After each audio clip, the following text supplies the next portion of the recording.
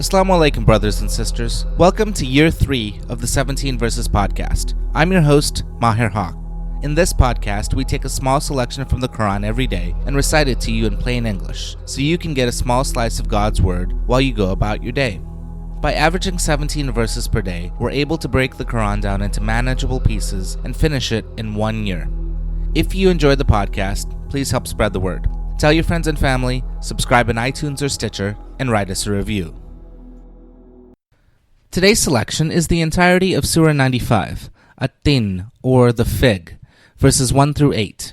This surah appeals to 4 sacred symbols in order to show that God created man in the best of molds, but that man is capable of the utmost degradation unless he has faith and leads a good life.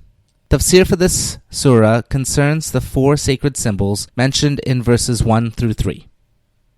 Bismillah ar-Rahman ar-Rahim. In the name of Allah, most gracious, most merciful.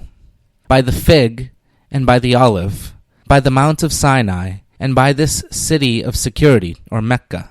We have indeed created man in the best of molds. Then do we abase him to be the lowest of the low, except those who believe and do good deeds, for they shall have a never-ending reward.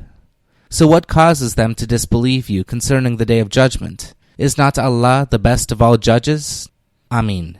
Now, concerning the 4 sacred symbols, the fig, the olive, Mount Sinai, and Mecca itself, mentioned in verses 1 through 3.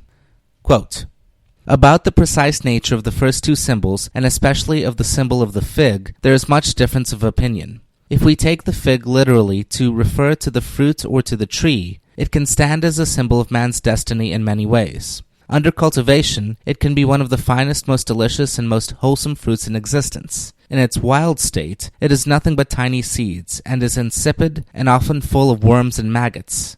So a man at his best has a noble destiny. At his worst, he is the lowest of the low.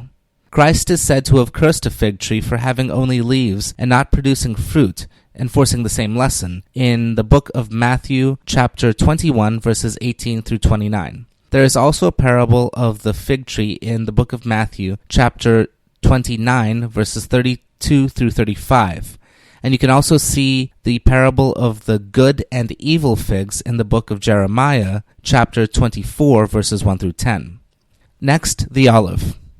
It is possible that the olive here refers to the Mount of Olives just outside the walls of the city of Jerusalem, for this is the scene in the Gospels of Christ's description of the judgment to come in the book of Matthew, chapter 24, verses 3 through 4. Next, Mount Sinai. Mount Sinai was the mountain on which the law was given to Moses. The law was given, and the glory of God was made visible. And finally, Mecca. This city of security is undoubtedly Mecca. Even in pagan times, its sacred character was respected, and no fighting was allowed in its territory. But the same city, with all its sacred associations, persecuted the greatest of the prophets, and gave itself up for a time to idolatry and sin, thus presenting the contrast of the best and the worst. Unquote. Thank you.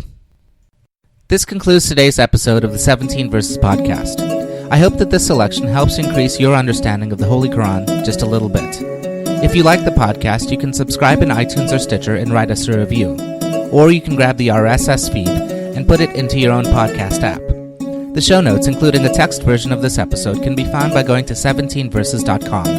That's the numbers 17, VERSES.com. Thank you, and be well.